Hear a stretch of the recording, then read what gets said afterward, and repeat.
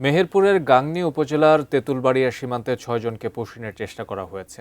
এ নিয়ে ভোর থেকে বিজিবি ও বিএসএফ মুখোমুখি অবস্থানে রয়েছে বলে জানিয়েছে বিজিবি। এ বিষয়ে আরও জানাতে সরাসরি যুক্ত হচ্ছেন মেহেরপুর প্রতিনিধি জুলফিকার আলী কানন। কানন, যে ৬ জনকে পুশিনের চেষ্টা করা হয়েছে, বিএসএফ তাদেরকে ফিরিয়ে নিয়েছে কিনা এবং এরপর বিজিবি এবং বিএসএফ এর মধ্যে কোনো বৈঠক হয়েছে কিনা এ সম্পর্কে আমাদের জানাবেন। ধন্যবাদ তারিক। যেটি বলছিলেন, এই ভোর থেকে ১৪০/5S এই পিলারের নিকট যে ৬ জন নারী পুরুষ এবং শিশুকে রেখেছে, সেটা কিন্তু এখন পর্যন্ত তারা ওইভাবে আছে। কারণ বিএসএফ জোর দাবি করছে যে এরা বাংলাদেশি এবং এদেরকে বাংলাদেশ নিতে হবে, কিন্তু বাংলাদেশও অনার্যে তাদের গ্রহণ করবে না। কারণ তারা ভারতীয় নাগরিক কিনা এবং তারা বাংলাদেশি নাগরিক কিনা সেটা জাস্টিফাই করার পরে কিন্তু এটা সিদ্ধান্ত গৃহীত হবে। তবে বিজিবি এবং বিএসএফ পর্যায়ে পতাকা বৈঠক অলরেডি চলছে ১০১ আন্তর্জাতিক সীমান্ত পিলারের নিকট।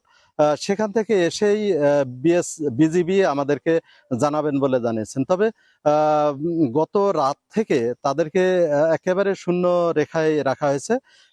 যেখান থেকে আমরা এখন দাঁড়িয়ে আছি, কিছুক্ষণ আগে কিন্তু ঝুম বৃষ্টি হয়েছে এখানে।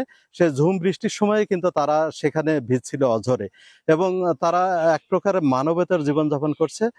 যদিও বা উভয় দেশের বিজিবি এবং বিএসএফ তাদেরকে গ্রহণ করছে না, তারাও কিন্তু একটা বিপদের মধ্যে আছে, মানবতার জীবনযাপন করছে সেখানে। আমি কথা বলেছি আমাদের বর্ডার গার্ড বাংলাদেশের যে সহকারী পরিচালক নাজমুল হুদা, নুরুল হুদা, উনি আমাকে জানিয়েছেন যে দুদেশের যে বিওপি পর্যায়ে যে পতাকা বৈঠক হবে, এই দুই দেশের কিন্তু ৬ সদস্য বিশিষ্ট পতাকা বৈঠক অনুষ্ঠিত হচ্ছে। এখন পর্যন্ত সেই বৈঠক চলমান। ওখান থেকে আসার পরে উনি আমাদেরকে জানাবেন আসলে বাংলাদেশ এদেরকে গ্রহণ করবে কিনা বা তাদেরকে ফেরত দেবে কিনা। তো মেহেরপুরের সীমান্ত থেকে ৬ জনকে পুশিয়ে নিয়ে এই ছিল আমার কাছে সর্বশেষ তারিখ।